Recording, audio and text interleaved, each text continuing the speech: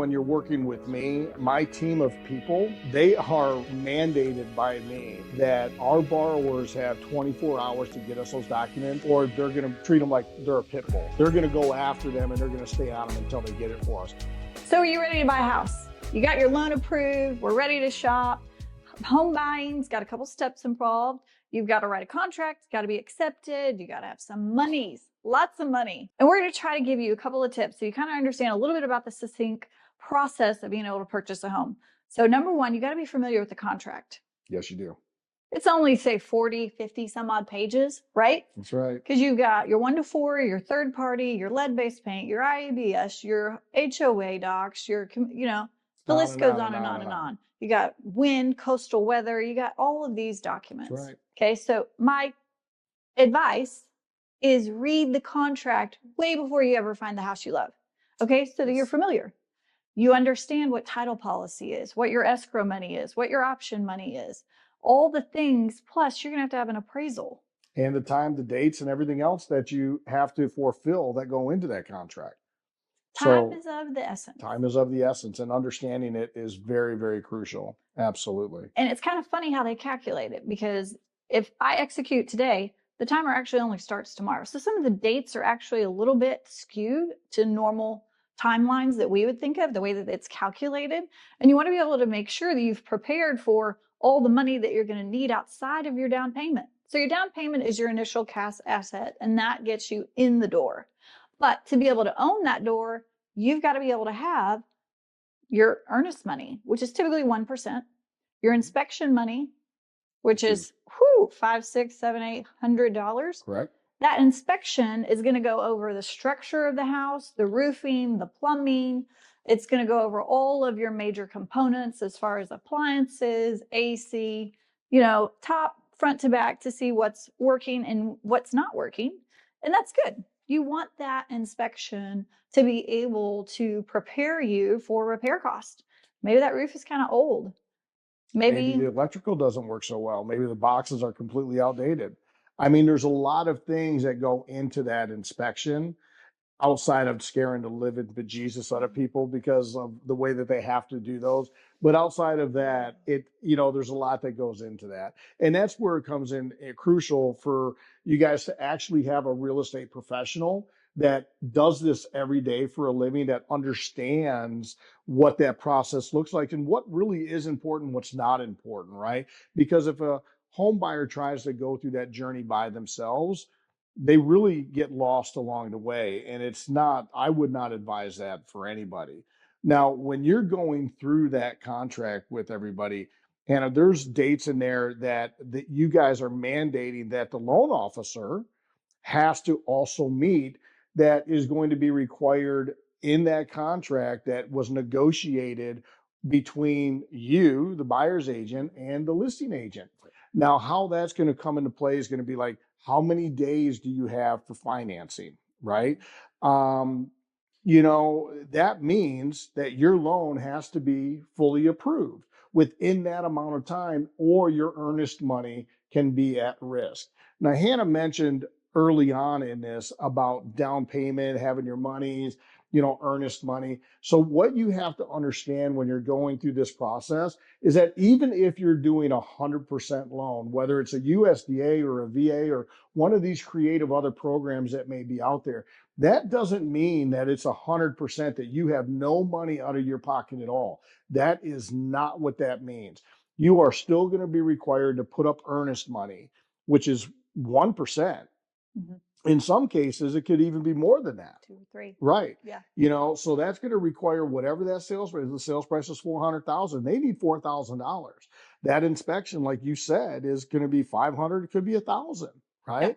Yeah. And then when you got through the inspections and you guys have decided if you're going to ask for repairs or not, then you're going to say, Eddie, I need you to order that appraisal. Mm-hmm. That appraisal is another $500, could be $800, depending on what it is. Right. All of those funds are going to be required up front, whether you're doing 100% loan or not. And a lot of times people don't understand that. They think, well, isn't that covered in my loan? Can I roll those costs into my loan? The answer is no, you cannot.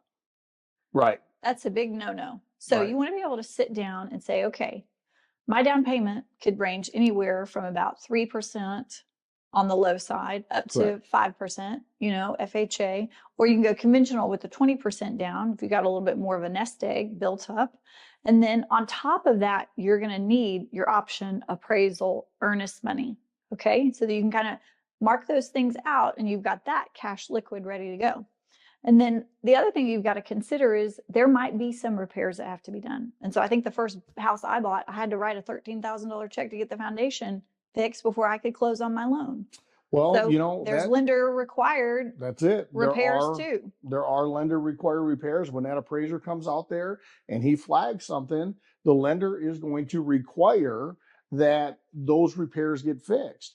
And the lender is not going to lend on a faulty foundation, and they're not going to allow you to fix it afterwards. And they're not going to allow you to put that money in escrow and then get it fixed after. They're going to want to see that that foundation has been repaired and that it comes with a lifetime warranty. And they're going to want to review all of that before they grant you that loan. So there's some serious things that go along with that, depending on how that inspection turns out. I've also had where there was wood rot and some roof shingles missing and some things like that. So the FHA guidelines are a little bit stricter, correct? Correct. And so a lot of times we'll send that to you. You'll punt it back to us. We'll get a little, checklist, to-do list. And then the key is understanding how these things can kind of snowball if they're not handled really quickly and addressed fast. And that's something that is hard to understand if you're not in the real estate world, just how critical, if you ask for a document, you need it back immediately. It's not when you get to it. That's correct. Now, the good thing is when you're working with me, my team of people, they are mandated by me that our borrowers have 24 hours to get us those documents, or they're going to treat them like they're a pit bull. They're going to go after them and they're going to stay on them until they get it for us, because it is required and time is of the essence, because we're under a deadline, right? So what happens if you don't meet that deadline, Hannah? I mean, the seller doesn't have to extend. They don't have to do that. They may require another $5,000 for them to extend it for a couple of days. There's many things that can happen from that process. So we stay on the borrowers very, very hard in order for us to get the conditions that we needed, so we can meet the deadlines that you guys have all agreed upon in that contract. Right. So don't forget, read your contract before you start shopping. Wait. One thing before we wrap it up here, okay. I want to cover some major things that we need to make sure that everybody understands. Number one, don't quit your job, okay? Don't go buy a new car. Don't change jobs if at all possible. These are things that you would be amazed at how many people do this, but do not quit your job. So anyway. Don't get fired either. Yeah, okay? Don't just go get fired in the middle of buying a house, or as you start to buy the house, or even if you're through your option period. I made that mistake once. I was like, oh, I'm going to, give them a little notice. We're going to transition. Doesn't work. Oh, yes. I was like, Eddie, if anybody should know better, I should know better. Yeah. Okay. So then we had to get a different type of loan that cost me more in interest. Not fun. Okay. Don't quit your job. Any other do's and don'ts? Nope. I think that's it. I had a friend that bought $25,000 in furniture the day before closing. Yep. Oh, that flagged her loan. Yeah. Not smart. We appreciate you guys tuning in. We hope that what we share with you equips you to feel confident in buying a house. Call us if you have any questions.